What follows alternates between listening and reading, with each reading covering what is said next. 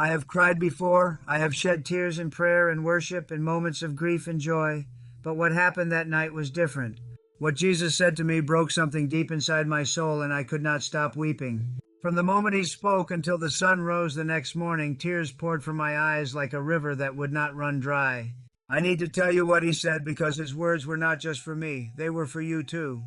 It started in the silence. I had been praying, seeking his face, when suddenly the atmosphere shifted. The room felt charged with a presence so holy that I fell to my knees without thinking. My breath caught in my throat, and then I heard his voice, gentle yet carrying the weight of eternity. What he said first was so simple, yet it shattered me completely. I see you. Those 3 words, that was all it took. I see you. And I began to weep because I realized how long I had been hiding, how many masks I had been wearing, how much of my real self I had kept buried beneath layers of performance and pretense. I had been showing the world what I thought they wanted to see, but inside I was broken, afraid, ashamed of my failures and flaws. But Jesus said, I see you, not the version I presented on social media, not the person I pretended to be at church, not the image I carefully constructed for others. He saw the real me, the messy me, the struggling me, the doubting me. And instead of turning away in disappointment, he spoke with such tenderness that it broke every wall I had built around my heart. The tears began, and they would not stop. I wept because for so long I had believed that if people really knew me, they would reject me. If they saw my struggles, my doubts, my secret sins, my hidden shame, they would walk away. So I had learned to hide, to pretend, to perform. But Jesus was telling me that he saw everything, every hidden corner of my heart, every secret thought, every private failure, and he was not going anywhere. I see you and I love you. His words came again, and this time I collapsed completely. I sobbed into my hands, my whole body shaking with the force of it, because I realized I had spent my entire life trying to earn love, trying to be good enough, trying to prove my worth. And here was Jesus telling me that my worth was not something I had to earn. It was something he had already established. He loved me not because of what I could do for him, but simply because I was his. Not because I was perfect, but because he was.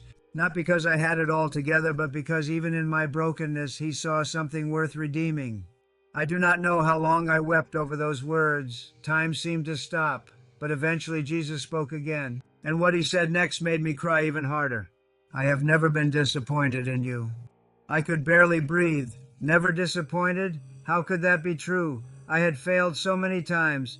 I had made promises to him and broken them. I had committed to change and fallen back into old patterns. I had started strong and given up halfway. I had known the right thing to do and done the opposite. How could he not be disappointed? But his voice was so sure, so certain. I have never been disappointed in you because I have always known who you would become. I have never been surprised by your failures because I knew them before you were born, and I chose you anyway. My love for you has never been based on your performance. It has always been based on my character. The tears came in waves now, uncontrollable, from a place so deep I did not know it existed. I wept because I realized how much energy I had wasted trying to live up to an impossible standard, how much shame I had carried for failing to be perfect, how much fear I had harbored that one day God would look at me and say, I expected more from you. But he was telling me that expectation was not part of his vocabulary. He did not look at me with disappointment. He looked at me with delight. Not because I had earned it, but because that is who he is. His love is not conditional. It is not performance-based. It is not something I can lose by failing or gain by succeeding. It simply is. I sobbed until my chest hurt, until my eyes were swollen, until my throat was raw, and still the tears kept coming because years of shame, years of striving, years of trying to be enough were washing away in the flood of his unconditional love. Then Jesus spoke a third time, and this is what broke me into pieces I did not know could be broken. Every time you thought I was far away, I was holding you. The memories came flooding back, the nights I had cried myself to sleep feeling so alone. The seasons of silence when I prayed and heard nothing back. The moments of crisis when I called out to God and felt like my words hit the ceiling and fell back down. The wilderness seasons when I wondered if he had forgotten me, abandoned me, given up on me. I had interpreted his silence as absence. I had mistaken his hiddenness for rejection. I had believed that when I could not feel him, He was not there, but Jesus was telling me I had been wrong about all of it. Every tear you cried, I caught, he said. Every lonely night, I was beside you. Every moment you thought you were walking alone, I was carrying you. You could not feel me. But that did not mean I was not there. I was working in the invisible places, in the depths you could not see, in the darkness you could not understand. I wept with a grief so profound it felt like something was dying inside me, but it was a good death. It was the death of the lie that I had to do life on my own, the death of the belief that God only shows up when I have it all together, the death of the idea that his love can be lost or his presence can be driven away by my weakness. Jesus continued speaking, and every word was like a hammer breaking chains I did not know were there. The shame you carry is not yours to carry.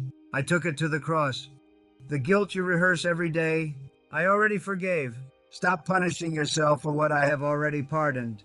The identity you are trying to create through your achievements I already gave you. You are my beloved child. That is who you are. Nothing you do can add to it or take away from it. Each statement landed like a blow to every lie I had believed, and with each blow I cried harder, not tears of sadness anymore, but tears of release. Years of burden falling off, decades of striving ending, a lifetime of trying to earn what had already been freely given finally coming to rest. I wept until I had no more tears left, and then somehow more came, because Jesus kept speaking truth over me, and every truth exposed another lie I had been living under. You are not too broken to be used. I specialize in using broken things. You are not too far gone to come back. My arms are always open. You are not a disappointment.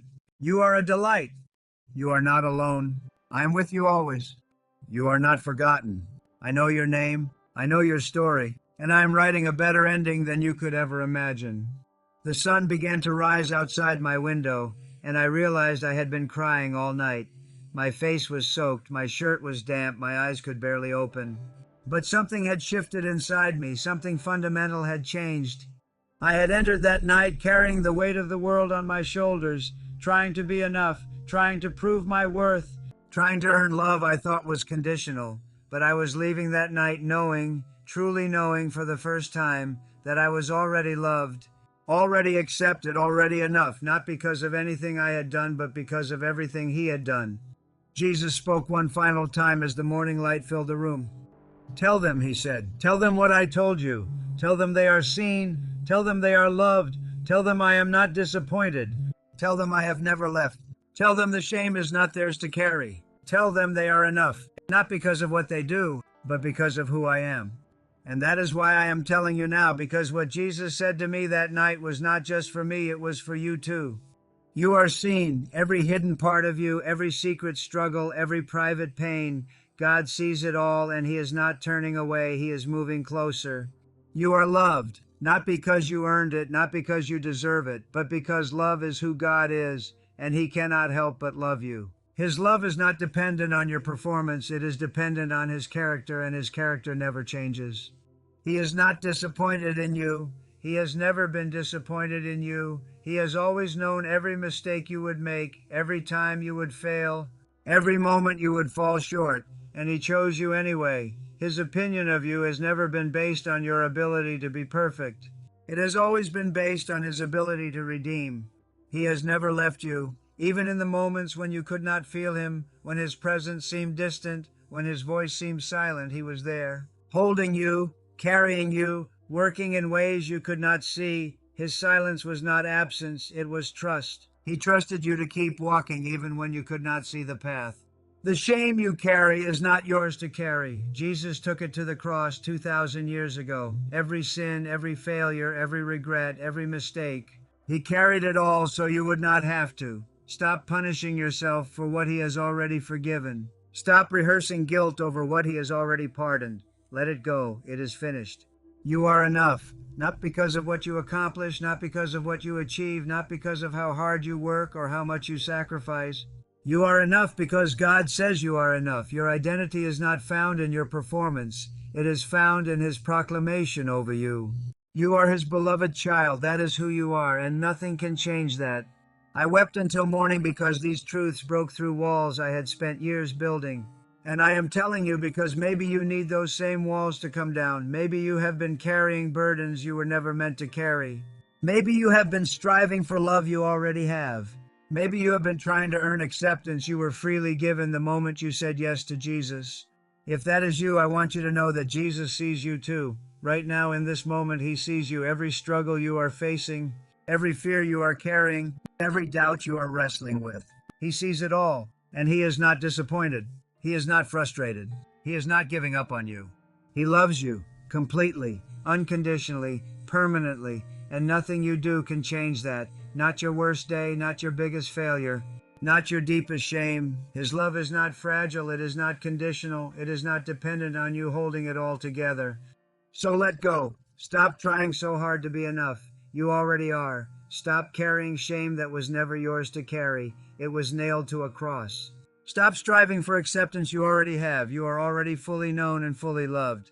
What Jesus said that made me weep until morning was simply this: I see you, I love you, I am not disappointed, I have never left, and you are enough. Those truths broke me, healed me, and set me free all at once. And I believe if you let them, they will do the same for you.